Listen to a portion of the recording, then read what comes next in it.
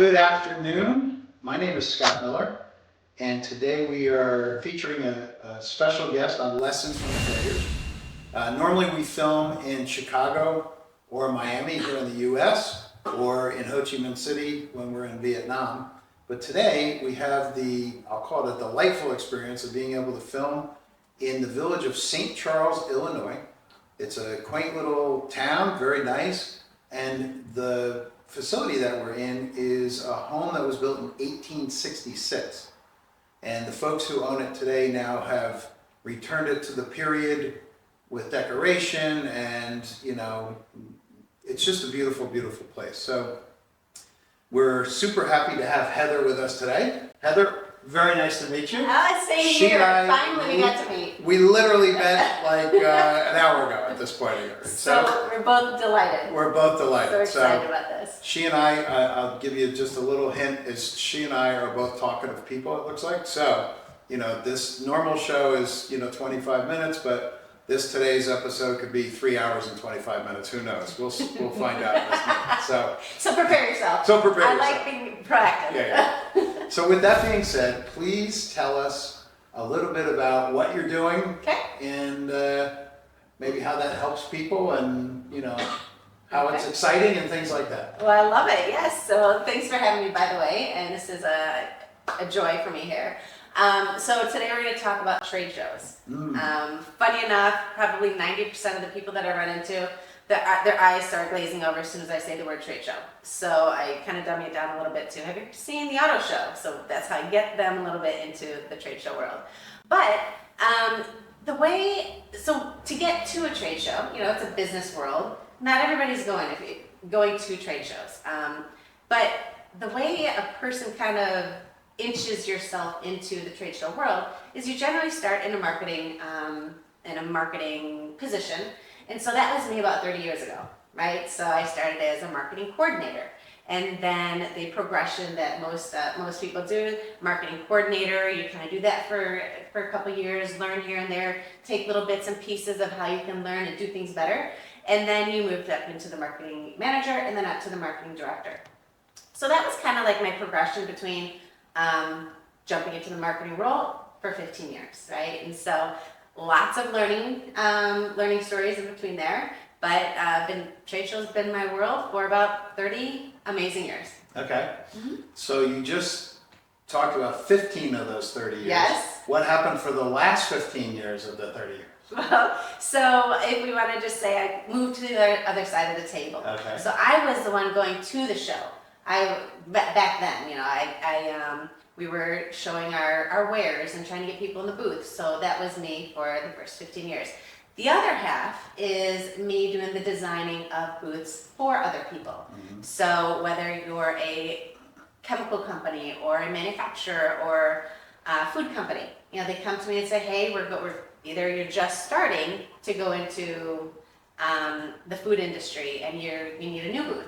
Generally, you're starting at a 10 by 10, and then as you get older and your company gets older, wiser, and revenue goes up, you go into larger sizes. So we work with the companies that start with your 10 by 10 to people that are 50s by 80s, double decks and all that jazz.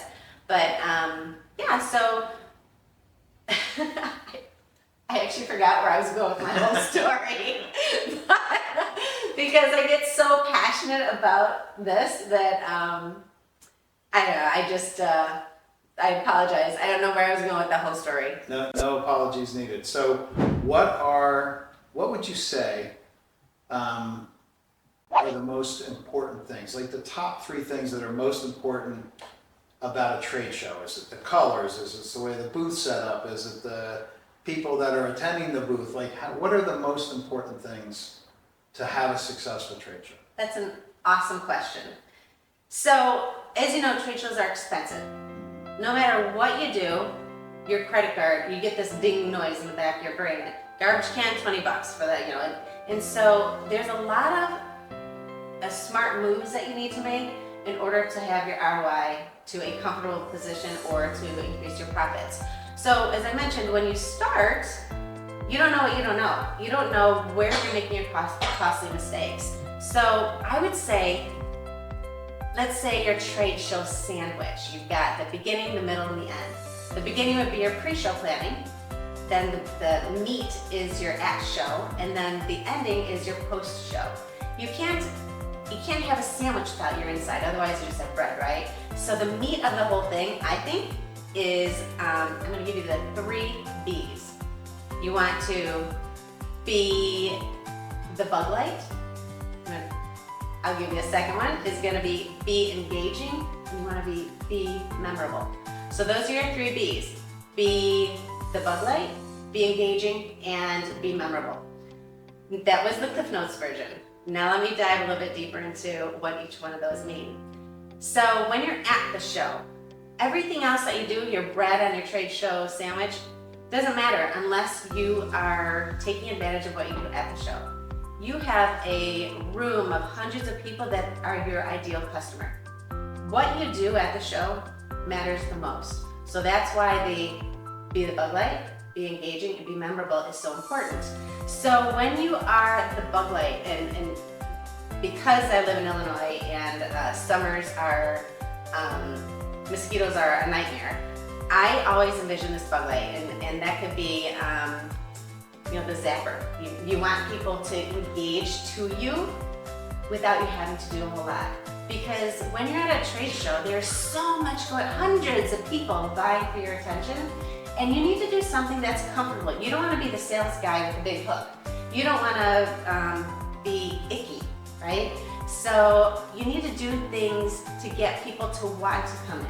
And there are so many things that you could do to make that happen in a natural and comfortable way, which is why you see a lot of people do things, which is part of the bug light kind of theory, is you have edge lighting, you have backlighting, you've got big monitors, you've got movement, right? And so if you're, that's sight, right? So when you're in Vegas, blinking lights. When that's the bug light to get people in. Now the engagement part, weirdly enough, is like numero uno, because 85% of what your coworkers and what you do in the booth is what brings your. It's 85% of what you do. 85% of your profit comes from what you do in the booth. Mm-hmm. So we're going to talk a little bit about training your staff. So only 26% trains their staff before they go to the show. So even if you did a little bit of trade show staff training, you're going to be way ahead of your competitors, because such a minimal amount of people actually take the time before you get to the show to tell them, this is how I need you to act. We're going to do this. If you see this cue, I need you to move this tire kicker along, because the name of the game is numbers. You need people to come in and out because you need the leads, and you want to be polite to everybody, right? And there's a finesse to it, and there's a little bit of practice. So I always encourage people, bring your A team. I'm an introvert, and so it's very difficult for me. My first show, I was like, can I just stand behind the podium and be a wallflower? Like, absolutely not. You cannot stand behind the podium, and there's all these little rules, and if you haven't been to a trade show, you gotta know the rules. But unless you have somebody tell you or hold your hand, you don't know. So the engagement is step 2. Mm-hmm. Then step 3 is be memorable. And I don't mean to sound like cliche, where we've always heard that saying by Maya Angelou, people will always forget what you did, but they will never forget how you made them feel, mm-hmm. right? And that saying is, I just love it, but it's kind of also overused, but it's so important in the trade show world. So a lot of people say, try to use your 5 senses when you're in a trade show floor. Your sight, blinking lights, edge lighting, backlighting, moving things. Sound could be something clicking, that you got like a Wheel of Fortune type thing. You've got smell. Some people might be giving out coffee or popcorn. So all this engagement to get you recognized. What else? Okay. It's hard to do feeling, but I think that's number 1, like when we talk about Maya Angelou, is that feeling is, yes, touch, which is important. If you're a fabrics company, you're going to want to have all of these people want to touch things. If you're a printer, you want them to touch your stuff. So touch is important. But in your heart, that's the biggest feeling. That's what they're going to go home with. So I even have, this is weird, I have these tchotchkes. I have a multi-plug from Invesco. I don't think of Invesco, I think of the person who gave it to me because I just love the girl I work with who gave that to me. The little throwaway bag that, beach bag came from another trade show, and I think of the girl who gave it to me. It's the emotion, right? And so when I'm looking for something, whether if I'm walking the trade show floor and I had a great interaction with you, you touched me in my heart, I'm gonna be thinking of Scott. No offense, I mean, not in a weird way, but I'm gonna be thinking Scott was a manufacturer guy. I love him to pieces, which is one of the reasons why I love this place, Haynes on Main. They touch me in my heart because they do so much with charity. So that's part of the feeling. We talked about sight, hearing, touch, the five senses, super important for being memorable. So that's the 3 B's. Okay. B, the bug light, be engaging, and be memorable. So when you said the bug light, Yeah. I instantly thought of somebody could do that at their booth. They could have a giant bug light. They could. That wouldn't actually zap people, but when they stepped into the booth, there'd be some kind of sensor or whatever, and it would go, You'd use the sound. You'd use sound. and the light, right? That crackling noise. Right, Who knows? Maybe they'd run at that I point. know. This could be a business opportunity for you. Could be. I'm thinking of new things that we can do for business. So exactly. So that's that, and I've been to a ton of trade shows, by the way. So Awesome. I've had that same experience, and I know what you're talking about, where every piece in the booth, the carpet is.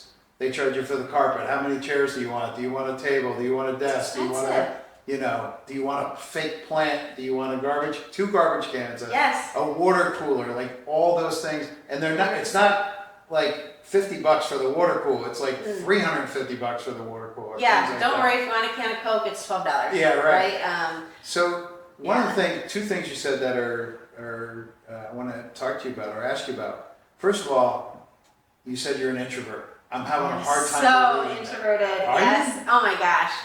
Yeah, this is killing me. If I'm with my girlfriends, I don't know. I love to read a book, and I just love to have my coffee and read a book.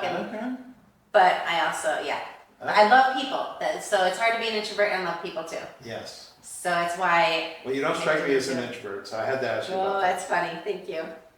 But what I do want to ask you about is, in your experience, in the 30 years of experience from both sides, right? Yes. So one from the marketing side where you're hiring people to do trade shows for you, kind of bring your ideas to life if you want. Okay. And then on the other side where you're taking your client's vision for how to have a successful show, how to, put their company in the best light, right? Yeah. But certainly over that period of time, you've had some disappointments or some failures. And one of the reasons we call our show Lessons from Failures is what we found is that everybody feels good about success. Right? Easy to do, yes. It's easy to do. Yes. Hey, I won this, or I did that, or I got promoted, or whatever it is. Yeah. People love success. But what we found out is people love a story about how someone overcame something even more than success, right? Everybody loves the story about the person who was, had some kind of a challenge and they overcame that. So, and look, challenges are all over the place. You have people that have very significant ones and people that would say, well, I haven't really had challenges in my life, but we like to so let's ask you, what are some of the things that you've overcome that puts you're wildly successful at what you do. So what were some of the places along the way where you stubbed your toe or you got tripped up or you had a problem or whatever? Share a little bit about that. You did say it's a 25-minute show, right? 3 hours and 25 minutes. I can tell right away with you and I. This is not going to be 25 minutes. Well, we'll kind of come up with a couple of the ones that aren't too crazy. Yeah. But I love the saying how people say, "Oh yeah, it was an overnight success." No one sees it 7 years before that. right? Right. So no one is an overnight success. I mean, there probably is a prodigy somebody out there who has been there, but the grind in getting to, and that's everybody. If somebody is finally a marketing director, there was grind getting there. And I've done so many mistakes between, my career of being a coordinator to, man, was I petrified at my first trade show booth. I mean, I was so scared.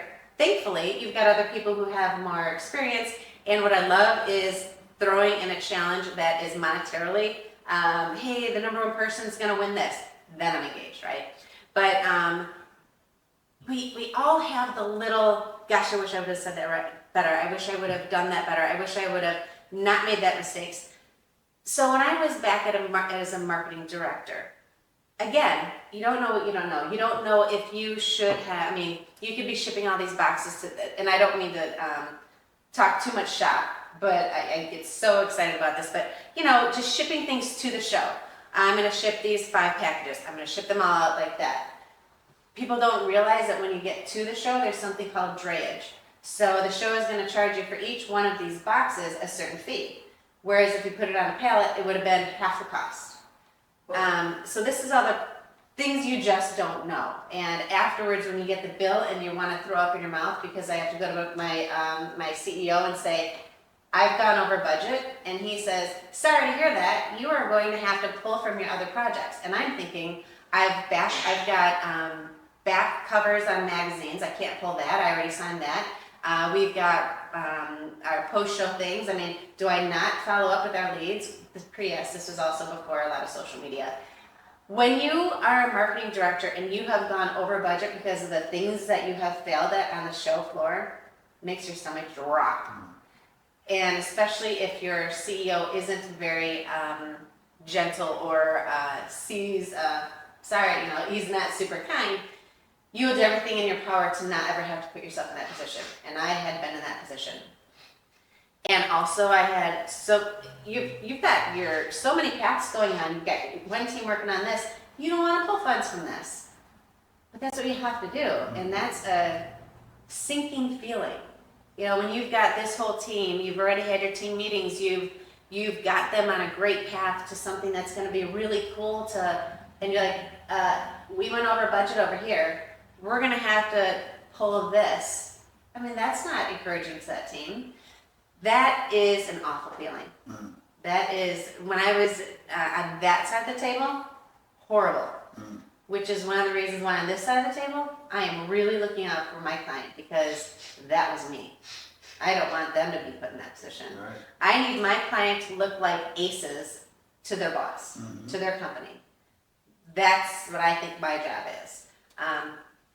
As for failures on this side of the table, so because I was in the other role, I knew some of the things, right? I'd already stubbed my toe plenty of times. I knew some of the, how to ship, go to the advanced warehouse rather than direct to show, because you might be standing there with no booth.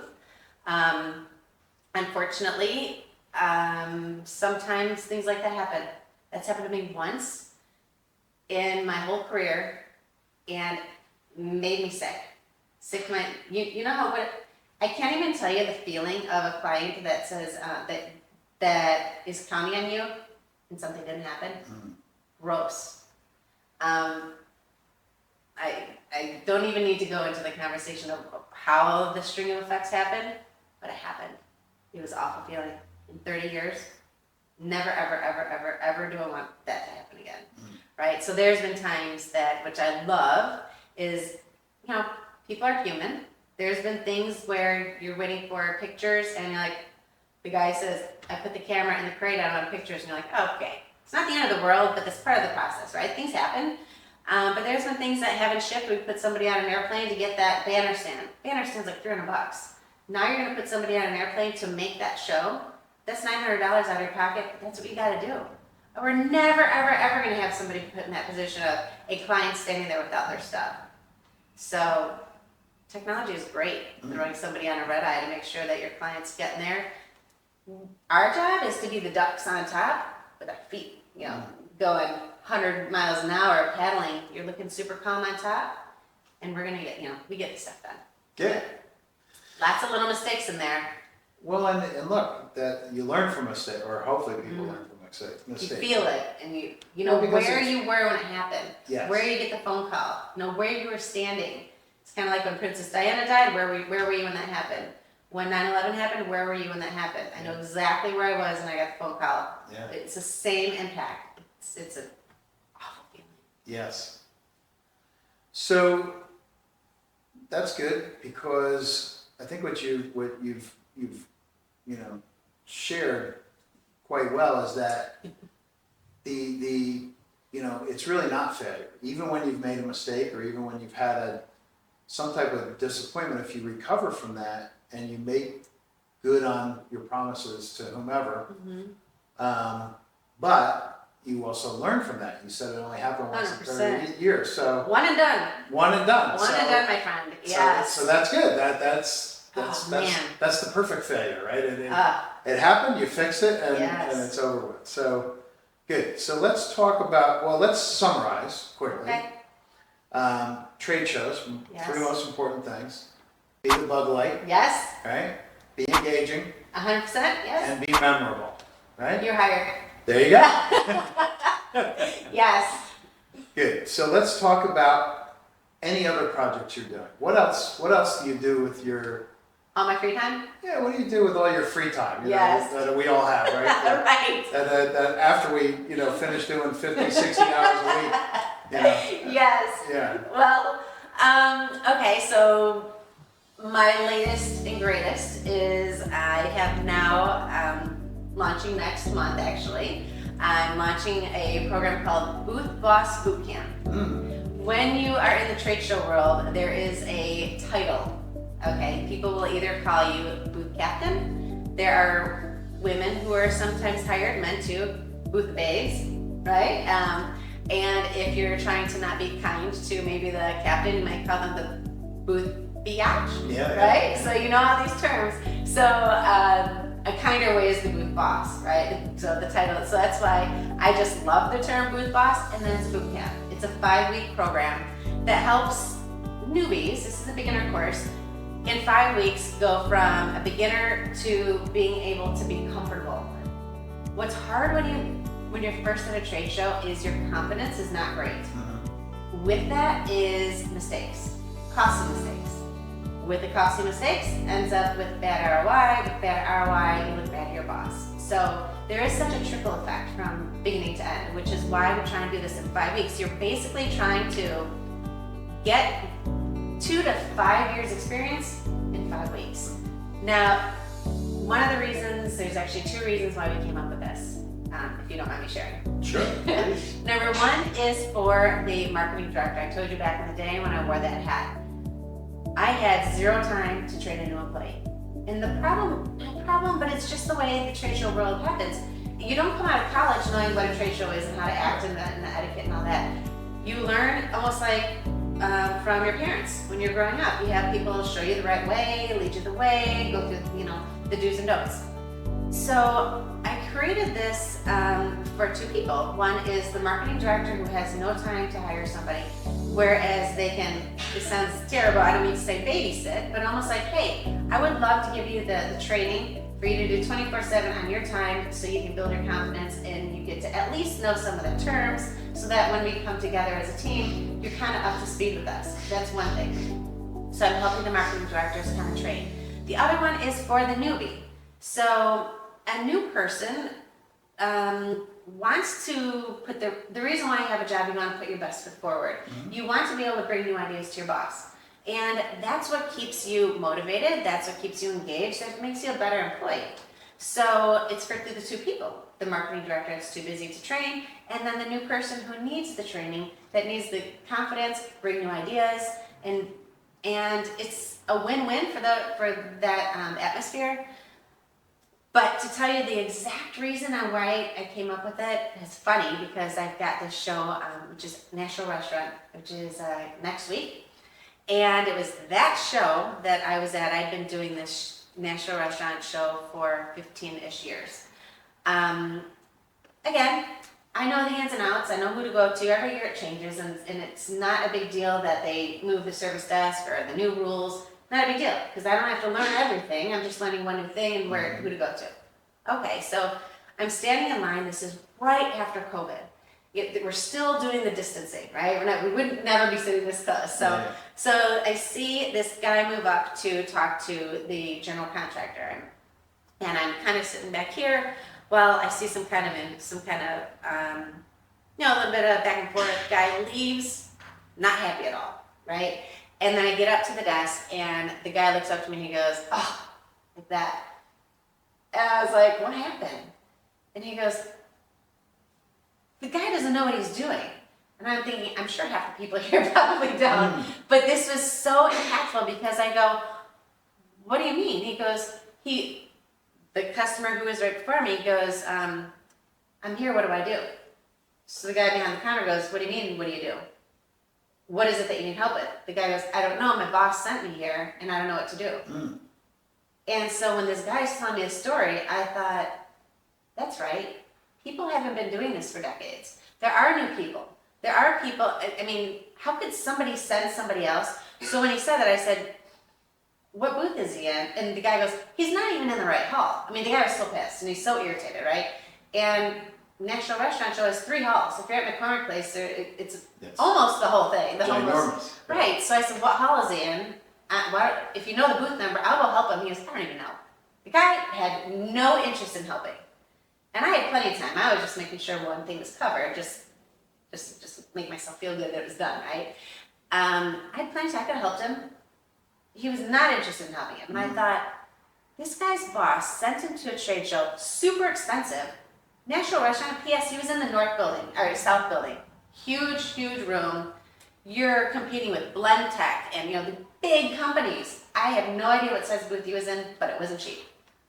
And a boss sent him and said, "Go make it happen." Go figure it out. And how does that guy feel? Obviously, he's in the wrong. He doesn't know what he's doing. So I thought, do I walk around all of McCormick Place trying to find this guy who I barely even got a glimpse of his back? I can't do that. So that's where I started feeling like there's a need for people's confidence. They could do it kind of in secrecy a little bit. There is something out there that does something similar, but it's in person. And it's a great option because if you like to travel, if you like to kind of get off work a little bit and stay in hotels and stuff, it's an awesome option. But mine is more so for you to build your confidence, come up with ideas, at least catapult you a couple years forward so that you can speak the lingo with your teammates. Sure. And for you to be like, okay, I've given him a little bit of training. He's gone from here to here. Now let's collaborate, right? So what does it look like for your client? You record this program, I'm assuming, right? Yeah. You put it into modules, and then It's like you were there. yeah, and then how do you present that to them? Do you go to the different companies that are presenting at trade shows and say, "Hey, we have this training in a box kind of a thing"? I love that. And so how does that process work? So, great question. So, as I mentioned, there's just two people would be interested in it, right? Since I've been around the block a few times, most of my contacts are the marketing directors, Right. and they're the ones who I know. The reason why they hire me, if they had the time, they do it themselves. The reason why they hire me is to save time. They have their other projects they need to focus on. So this is just another service that I'm happy to help them with, and it's not just online training. It's also, but people learn different ways. So if you want to just do online, just do online. If you want more hand holding, we also hold with the package. There's you can opt for a weekly training. So there's more. Hey, I watched module 1. Which is 5 lessons in it. We get together after the 1 week. What kinds of questions do you have? Okay. So as you know, if you're going to learn something new, you can absolutely do it on your own. You can learn how to fix a car. You can learn how to lose weight. You can learn how to invest your money on your own. But what's going to get you there faster and safer is with a guide, right? Absolutely. I don't want to I'm trying to. Numbers are not my thing, but I do want to invest correctly for when I retire, old age, and all that jazz. So the best solution for me is to hire a guide. Somebody who shows me what are the tax breaks, what's the best place to invest, and how can you use the money out of your Roth to invest in real estate. I'm not going to learn that really from a book, and I'm not going to read a book of taxes. Right. It's just not. I mean, Tax code. it's possible, right? But anybody could do it. Nobody wants to do it. No. So that's what this is. So I'm the guide. You're the hero. You're the person who's going to go from point A to point B faster and safer. So So do you have like, you mentioned you can do virtual, in person. Are there different packages? Is there an all virtual, a virtual and in person, and then all in person, or is it? How does that look? I apologize when I said in person. Yeah, sure. If you want to get together for coffee, that'd be amazing. Especially coffee's my thing. But I'm on Zoom. Yeah. So most of my clients all of them are across the United States. Us being in Chicago, I do have a lot in Chicago, the McCormick in my backyard. So I do have a lot locally. But yes, it is nationwide via our Zoom calls. But yeah, there's different levels. Again, you can either just sign up, go to town, finish the program, and I don't know, you can go faster than 5 weeks if that's your thing. Yeah. Lickety split. Or if you want more hand holding, you can get together once a week for 5 weeks and make sure that you are understanding it from the start to the end. And there's homework in each one. You earn points along the way, and that's like it's not as great as a video game, but you get to see the progression. If you see there's this amount of points to be made and you're at 30, you're like, look at. I feel like I'm a little bit old school, and I love reading books. I love it in my hands because I can close the book and go, look at me. Look how fast the book I read so fast, I'm halfway through. It's the same thing I feel with points, is when you're halfway done, you're like, oh my God, I'm such a rock star, right? So you can see the progression, you get more excited, your confidence starts building. There's also extra credit things that you can do. And we call them stars. So they're not just points, they're stars. You get so many stars, you get super stars for additional bonus type things. That's your extra credit. And all these are tools that you would use in your everyday tool belt. Right. So it would be, how do you find the right trade show for you? How do you create a booth schedule? Just that kind of, lots of homework, lots of tools, lots of places to go, So you're not searching the web, you're not Googling your fingers to the bone, trying to get the right progression. It's just getting you Got from all here to the there. information right there. So Yes, sir. what is the name of the course again? Booth Boss Boot Camp. Booth Boss Boot Camp. Yes, sir. Very good. And when will it be available? In June, so less than a month. Okay, June. Well, it's if the 15th is on a Wednesday, that's the day after. Okay. It's mid-June. Mid-June. Yes. Okay. Yeah, So we're meeting. mid-June. Yes. Do you have a website that promotes this? Boothbossbootcamp.com. Okay. Yes. Boothbossbootcamp.com. Yes, sir. Make sure you go there. If your company is engaged in trade shows, or you're a marketing director, boothbossbootcamp.com. Yes, sir. Sign up, and on the 15th of June, roughly, you'll be able Give or to take. get rolling. So That's right.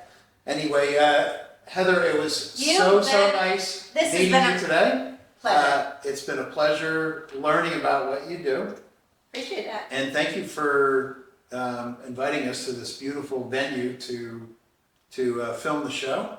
I'm Scott Miller, and thank you for joining us today on Lessons from Failure. We'll see you next time.